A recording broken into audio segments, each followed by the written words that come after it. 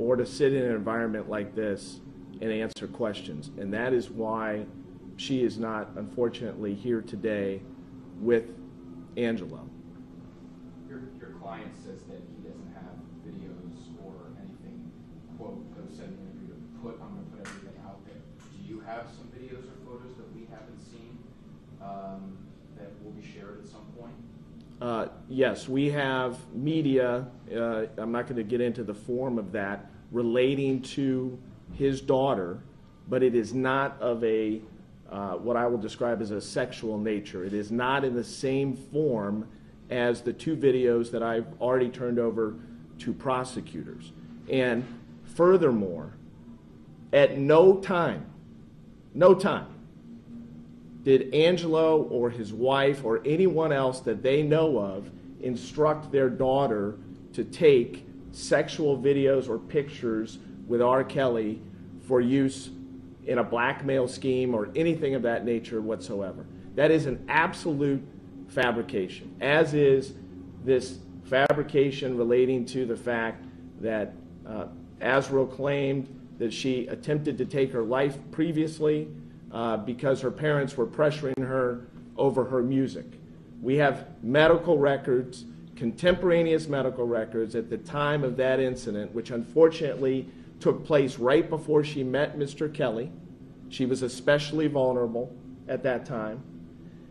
Those medical records show conclusively why she attempted to take her life. She gave reasons to doctors and psychiatrists at the time, and none of it was the same reason that she offered on national television the other day. That is a direct reflection, what she said, of the scam and the nonsense that R. Kelly and his handlers are trying to peddle to the American people. Now, I want to also say this. A lot of people may watch those interviews with those two young ladies, and they may come away thinking, well, why would they lie? I mean, how could they possibly lie about their own parents? How can these stories be so divergent? The girls say this, and the parents say this. They're not even close, right? It's black and white. It's not even in the middle. How is it possible that the girls are lying? Anyone that asks that question needs to do a little homework on Stockholm Syndrome and similar conditions of individuals that are put in traumatic situations, usually under a hostage situation or someone that is kidnapped or similar circumstances, and what those individuals go through. And during a prolonged period of time, it is common for individuals, especially young people in those circumstances, to lose track of the truth, to begin to think that up is down and down is up. And I am highly confident that that is exactly what has happened with these two young ladies, because what they have said is not anywhere close to being accurate. And I also ask you to ask yourselves if in fact they were telling the truth, and this was merely an interview where they were going to recite facts about the circumstances. Why would R. Kelly insist on being in the room? Why would he have attempted to stop the interview 3 times with Gayle King? Why would he have been coughing to let them know that he was in the room to purposely attempt to intimidate them? This was an absolute scam what has gone on here, and it's a disgrace, and it's further disrespect not only to those young girls, but also to all of the parents like Angelo and Alice Clary. Next question. Mr. Clary, what is your greatest concern for your daughter right now? I really don't even want to speak it in existence, but I think everybody know from we are to speak hypothetically on her current situation when she tried to commit suicide. So you trapped in there, no media, your man gone now that told you he was going to take care of you and do all this. He's publicly making sure everybody know that he's in a psychiatric part of the jail. So I don't know if this is a clue to say, hey, this is the end or not. But I'm hoping that right now we can move forward, which I'm going to do, and get myself in a position where I can make sure my daughter understands that that's not an option. You're talking about suicide. I'm talking about suicide, and that's my worst fear. And that's what I do believe their only options. Because right now, he can reverse what he made her say and say, hey, you think your parents gonna want you again? Because they don't hear this, what we doing right now. They don't have social media. People keep forgetting this. They not watching TV. There's no cable in there. They watch DVDs or DVRs or whatever else. He limit what they know about him. And in the media, that's why my daughter got so offensive, saying, we don't listen to the media. We don't care what people say. That's him.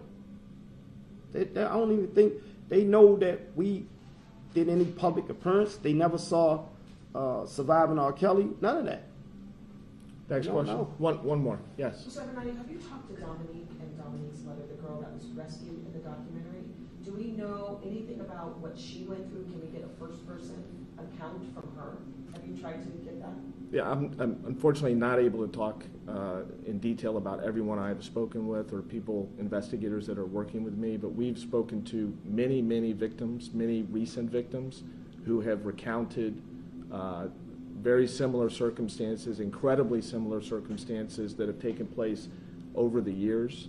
And many of them have voiced to Angelo and his wife directly their concern about the safety of Azriel under the present circumstances based on what they know and based on how long they were within the circle and what they witnessed. So I think that's it. Sir, What's next? I work for CBS, and I just wanted you to repeat for us. You said your daughter was acting robotic, and could you just take us through some of the situations that you referred to a minute ago about over the last few years, what she's been deprived of? Social media, family, communication, access to friends. I mean, you talking about a love child, you're talking about a kid who was the singer of the school and involved with everything in the high school. You know, got teachers that still talk about my daughter. You know, all types of vocal coaching. My daughter was really, really known young lady. So you talking about all these friends, all these best friends, all these kids that used to love my daughter, ride in her car. My daughter was a driver. She drove for her high school, her and my son. Her car still sits in the driveway right now. So I don't think we chasing money here because we got rid of that. What it is somebody who take you, confine you to their world and give you nothing else. And maybe after a year you'll fight, maybe 2 years you'll fight. But after 3, going that 3rd year, or maybe that 2nd year, you start complying. And once you comply, you're gonna do and become your environment. And her on TV to only express love for Joy and R. Kelly made no sense to me. Like, nobody else in the world exists except them 3. That's it. And like she said, she don't have a future. Her future is R. Kelly gonna take care of them. Because that's another lie he planted to them. Here's what I'm going to say in closing. Here's what I'm going to say in closing. All of the parents like this, the scores of the parents, they're not all lying. Let's go. Wait, what's next? Another lawsuit?